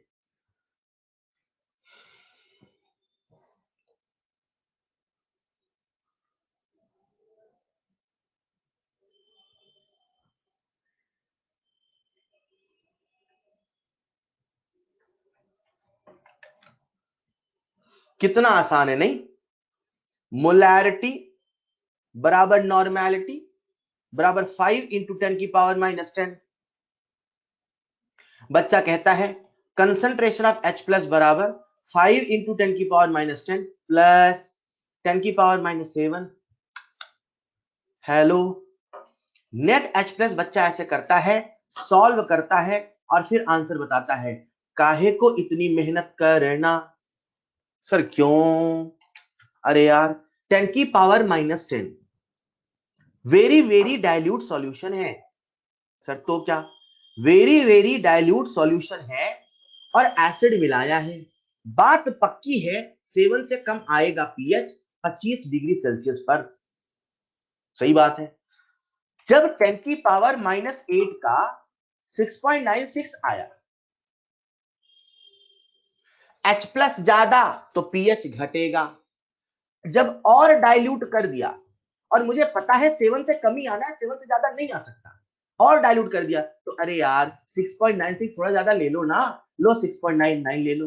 या याद रखो वेरी वेरी डाइल्यूट सॉल्यूशन का जो पीएच होता है वो लगभग 7 ही होता है। याद रखो वेरी वेरी डाइल्यूट सॉल्यूशन का जो पीएच होता है वो लगभग 7 ही होता है। आई होप आप सबको समझ में आया। 6.98 ले लो, अरे 99 ले लो, अरे अप्रॉक्स 7 ले लो। एक बच्चे ने लिखा है अप्रॉक्स 7 बट लेस देन 7। जी हाँ, क्योंकि एसिड मिलाया तो थोड़ा सा तो पीएच घटेगा ना, थोड़ा सा घटेगा तो सही। क्या बात है। मैंने आप सबको होमवर्क दे दिया है, अभी बहुत सारे सवाल थे बट टाइम हो चुका है। तो दैट्स ऑल फॉर टुडे। मैं इसका जो हैंड आउट है उसे लिंक पे शेयर कर दूंगा। मैं आज यहाँ पे शेयर नहीं कर पाऊंगा बेटा, है ना, पॉसिबल ही नहीं है, यहाँ पे कुछ दिख नहीं रहा है तो मुझे पता नहीं कहाँ क्लिक करना है। So that's all for today, मिलते हैं नेक्स्ट क्लास में। Thank you so much. सभी के पास लिंक है, फिर भी अगर किसी बच्चे के पास लिंक नहीं है तो मुझसे मैसेज करके लिंक ले लेना। आई होप अब सबके पास है। ठीक है, थैंक यू सो मच।